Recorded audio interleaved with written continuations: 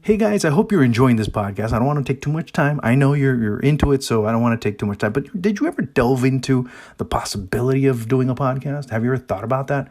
Well, you know what? Why haven't you tried Anchor before? I mean, first of all, it's free. You're not going to have to spend a ton of money. You don't have to spend a ton of money in an app. You don't have to spend a ton of money in equipment. You just use your phone, and from there, you're good to go. I mean, you're also going to be distributed on app platforms like Apple Podcasts, like Spotify, all the big platforms that where people normally consume podcasts. So, I mean, why not give it a try? I mean, you can make money, you can, establish an audience there. Very interesting, and you can just do it on a whim. You don't have to go into a studio. You have your phone. The moment you're inspired, just turn on your phone, go on to Anchor, and you do your thing.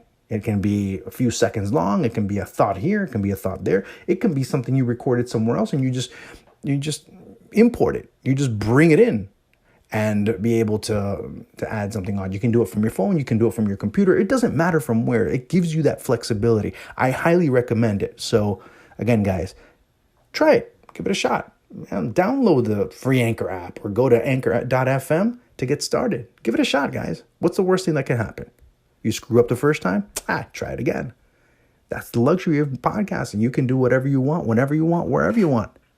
Remember, Anchor, that's the place to go to start podcasting.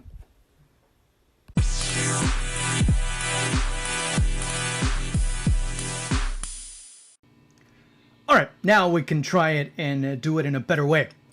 So when you start at the beginning, or actually in this case, we start at the end because we would have to be dropping back and looking at each and every one of the teams that have participated in this tournament. Of course, we'll be doing this in the next few days.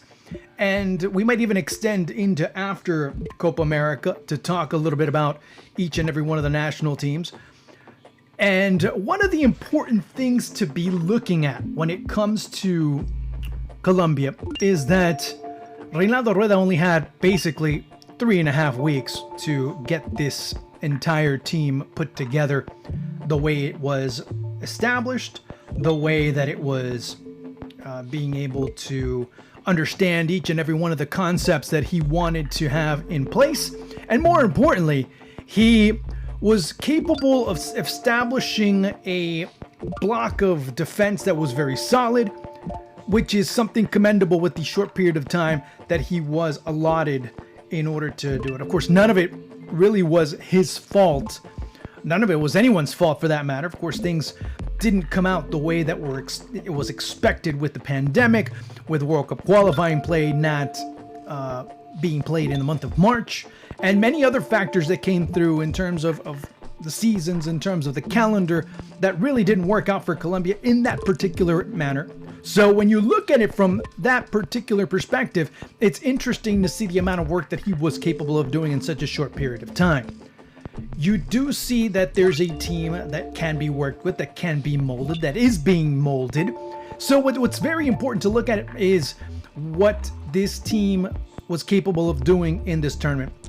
There was no expectation of winning, although many would start saying, Colombia could win the title. I mean, yeah, of course, as you got closer, and of course after beating Uruguay and seeing Argentina being a solid team, but not a team that would kill you off, you knew that there was a chance, and there was a chance as they took Argentina to penalties. So when you look at it from that perspective, yeah, there's a lot to truly gain from this tournament. There was a great deal to grow out of this tournament. And it's funny because in Colombia 3 weeks ago, when James Rodriguez was not called up to the Colombian national team, there was a very negative mindset about this team. Oh my God, we can't win without James. We can't do this without him. Now all of a sudden when you start saying, we can do certain things without him. I'm not saying that he is a player that is expendable. I'm not saying that he's a player that is unnecessary. Yeah, if you have a player in James Rodriguez that comes in and is capable of playing at 100%, that is giving 100% and is committed to the cause, there's very few players that in the world that you'd want over him. When he's at 100%, I'm talking about. Now, when he's at 80, when he's at 70, when he's at below 70, I can think of hundreds and hundreds and hundreds and hundreds of players that I would want. Not as skilled as him, but as more committed, I would want many more over him. That's the problem when you start finding these types of players and you start going into these types of situations where players like James don't necessarily seem to be committed to the cause.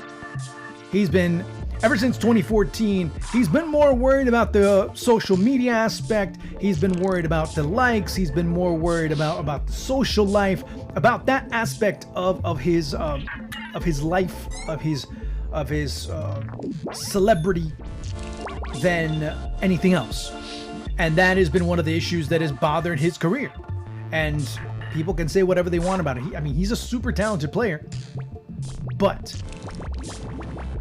when you have an issue with one player, one coach, okay, fine, you can have it. Not everybody gets along with anyone. But then the second one comes in, and then the third one comes in, and then the fourth one comes in, and now you once again have Rafa Benitez as your coach. How much are you going to play? That's the big question that many have to start asking in terms of what the Colombian national team is going to be able to have in terms of a contribution of James Rodriguez going forward. Now, if he comes in each time, he doesn't play much at Everton, but when he comes to the national team, he gives 100%. Welcome aboard. Same thing with Juanfer Quintero, goes to China after leaving River Plate. What Juanfer Quintero are we going to find? No one knows. That's the big question mark in his career at this point, as he's 28, almost 27, 28 at this stage. Another immense talent. Player that when he's been on and he's been pushed and he's been motivated by his coach, boy, he is phenomenal. Love him.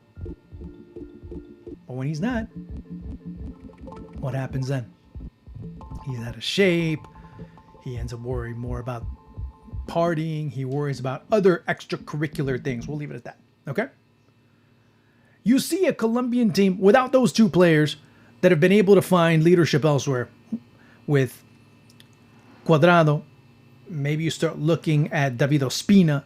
Maybe you start looking in the middle with Wilmar Barrios too. In my humble opinion, if he wasn't the second best player for Colombia in this tournament, he was the first. You'd have to either him or Luis Diaz.